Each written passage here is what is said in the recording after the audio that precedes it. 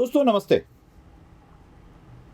राज ठाकरे के पैर अयोध्या में अब जल्द नहीं पड़ेंगे।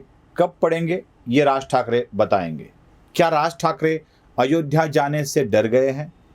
क्या बृजभूषण सिंह के वक्तव्य के कारण ही राज ठाकरे ने यह भूमिका ली है? क्यों राज ठाकरे ने अपना अयोध्या का दौरा टाल दिया है?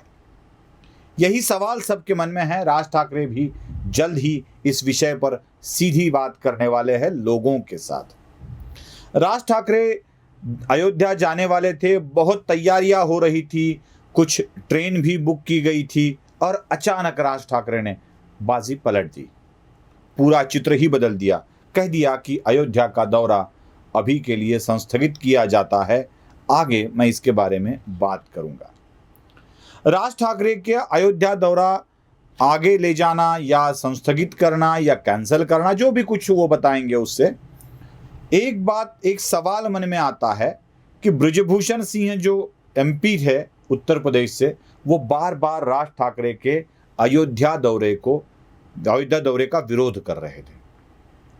उनका कहना यह था कि राज ठाकरे हमेशा उत्तर भारतीयों के खिलाफ बात करते आए हैं, एक्शन लेते आए हैं।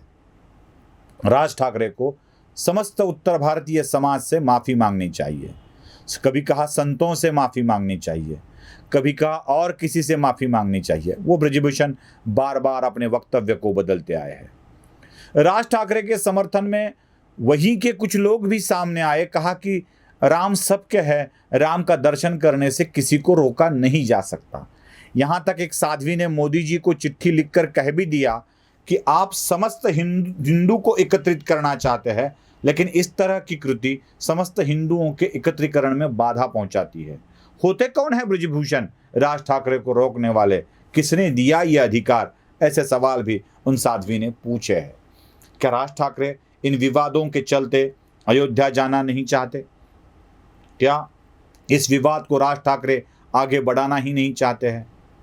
क्या राज ठाकरे सच में अपनी राजकीय भूमिका में बदलाव ला रहे हैं? ये भी जान लेना जरूरी है। बताया ये भी जा रहा है कि शिवसेना के कुछ नेताओं से राज ठाकरे की लगातार बात हो रही है और शिवसेना के एक नेता राज ठाकरे के संपर्क में है। अब वो नेता भारतीय जनता पार्टी के सताए हुए लोगों के संपर्क में भी थे, जिनकी फोटो और वीडियोस भी वायरल हो चुकी है। वो उनके संपर्क में है, ऐसा कहा जा रहा है। क्या ये संपर्क उसी संपर्क का ये नतीजा है? क्या राज ठाकरे और दिक्कतें नहीं बढ़ाना चाहते हैं राष्ट्रवादी कांग्रेस और शिवसेना की, इसीलिए उन्होंने ये दौरे को संस्थगित कर दिया है? या राज ठाकरे बृजभूषण से पंगा लेना नहीं चाहते हैं? अटकलें कई लगाई जा रही है दोस्तों।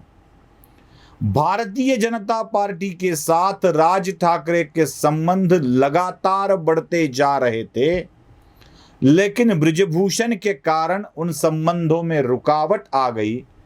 कहा जा रहा था कि राज ठाकरे और भारतीय जनता पार्टी की अलायंस भी होगी और कुछ इलेक्शन भी साथ में लड़े जाएंगे, खासकर म्युनिसिपल कॉरपोरेशन के इलेक्शन के लिए अलायंस होगी, ऐसा बोला जा रहा था।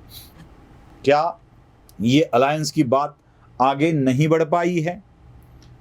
क्या बीजेपी के साथ राज ठाकरे का जाना बीजेपी को अच्छा नहीं लग रहा है या राज ठाकरे को अच्छा नहीं लग रहा है?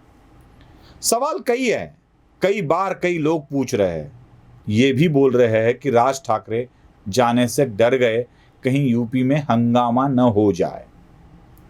हंगामे से डरने वालों में राज ठाकरे तो है नहीं कि वो हंगामे से डरेंगे या कोई हमला होगा या कोई आंदोलन होगा, वहाँ पे निरसन किए जाएंगे, या राज ठाकरे ये नहीं चाहते हैं और उन्हें रोक दिया। ऐसी बात तो मुझे नहीं लगता राज ठाकरे की प्रकृति ऐसी है कि वो इसको रोकेंगे। लेकिन सच में क्या हुआ है?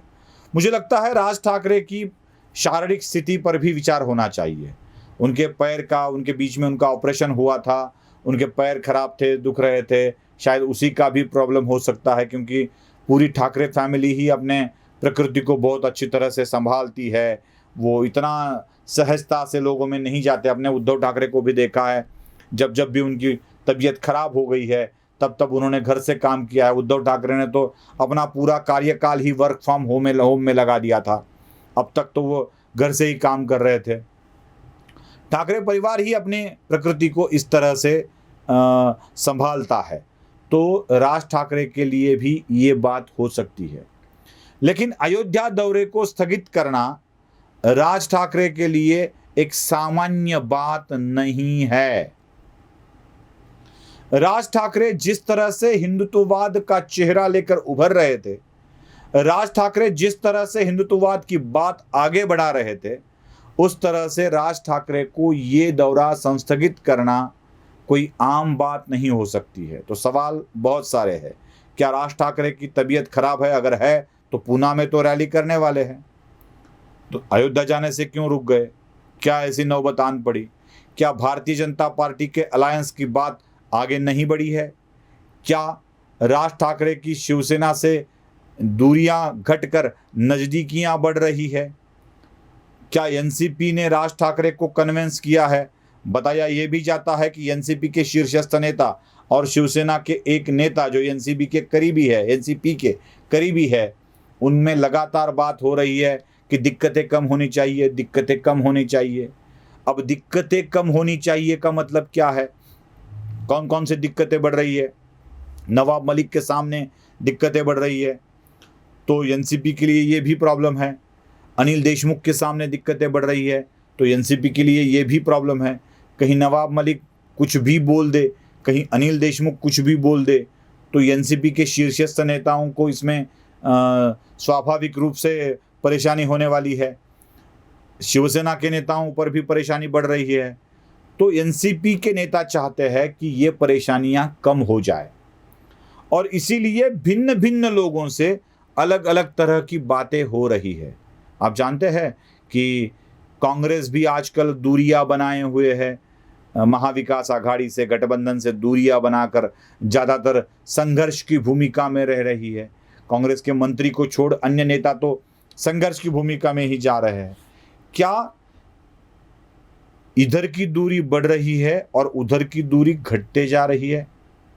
क्या फिर से वो गाना लगा दिया है, दूरी न रहे कोई आज इतने करीब आओ?